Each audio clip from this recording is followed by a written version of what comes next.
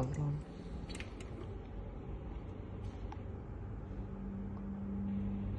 Okay, unit got power.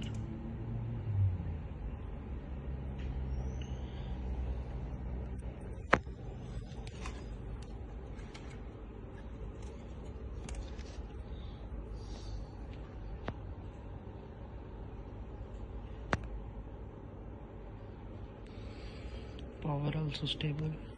Now once we power off, power LED off, and now again power on.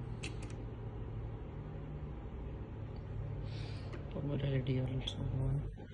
Input 12 volt DC. Job completed.